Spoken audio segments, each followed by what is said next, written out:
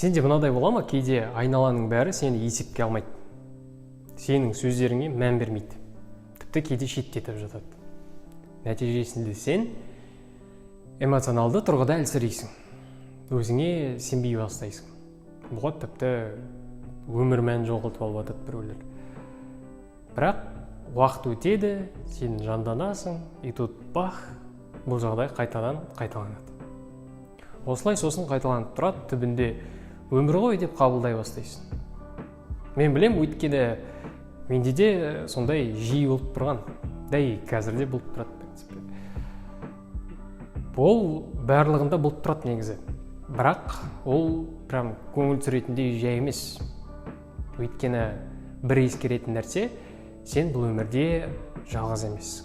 Сенімен қоса бұл өмірде миллиардтаған адамдар бар. Оларда да сенікіндей көңіл, ой, сана, ақыл, төзімдері бар. Олар да сен сияқты кейде біреулердің әңгімелерін ескермейді, мән бермейді. Болады ғой? Болады. Өмір ғой деп айта алмаймын, өйткені өмір түсінігі өте ауыр. Оны өзің жасайсың, өзің таңдайсың. Көңіл күйді де сен өзің таңдайсың. Ұмытпа, көңіл күй ол таңдау. Тек оны қолға алу үшін тәжірибе, яғни опыт қажет. Сол?